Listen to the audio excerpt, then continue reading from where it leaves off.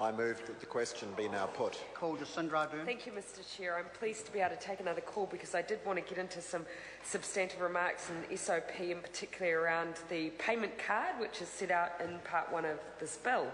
I do want to acknowledge that the Minister talked for some period about the nature of those young people who are currently receiving the independent youth benefit, and I do thank her for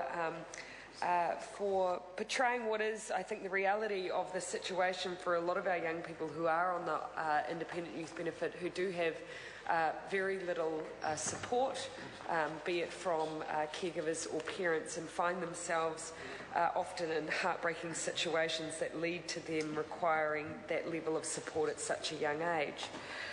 And I think the position that Labor came to on the use of a payment card system wasn't to deny that intensive services were appropriate for these young people. In fact, that's something that we've always strongly supported.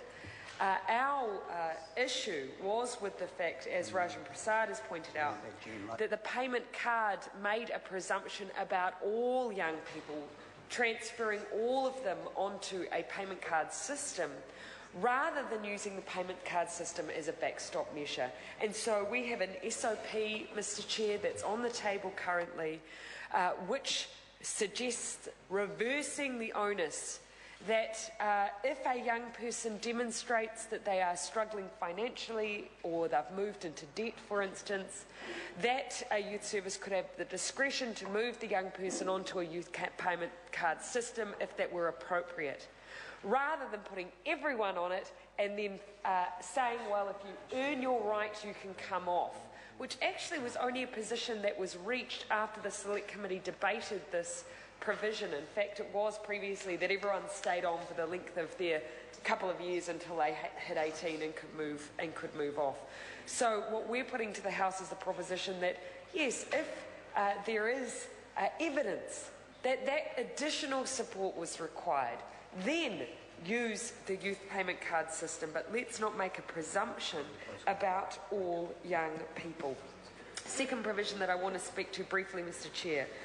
In Part 1, in Clause 8, it does talk about domestic purpose benefit recipients being up to the age of 19. Now, that was something that I was interested in having the Minister's comment on, about the difference then that we have in for the length of period that, for instance, a young woman might stay on a payment card system versus, say, a young man on an unemployment benefit. And I've had that raised with me. It's an interesting question.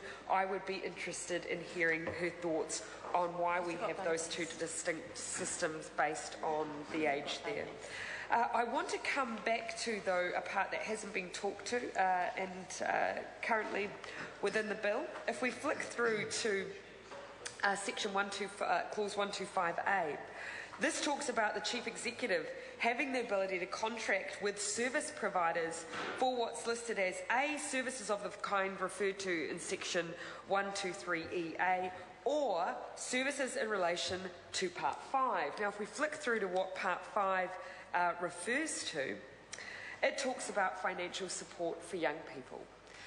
Now, I don't believe that there has been enough public discussion about the fact that this bill substantively transfers powers previously only ever administered by work and income to private, sometimes community-based, NGOs and youth service providers. Now, it was something canvassed at Select Committee, but it hasn't been canvassed widely enough in the public domain, I believe.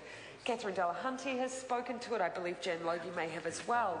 The fact that now decisions and discretionary decisions, quite substantive powers held by work and income over things as significant as the financial well-being of the young person, things as personal as emergency food grants, specific needs like that, are being transferred to a youth service provider that is a significant step away from what we have previously had in New Zealand. Now, I know that the Minister has justified this move previously.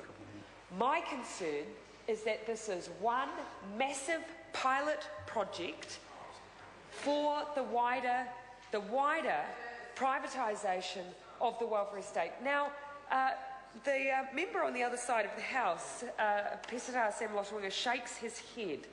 And I would welcome him taking a call and giving an unequivocal statement that that is not what this bill... I move that the question be now put. Chair. I'm sorry, you've had all your calls. Oh. I'm going to hear from Chris Farfoy.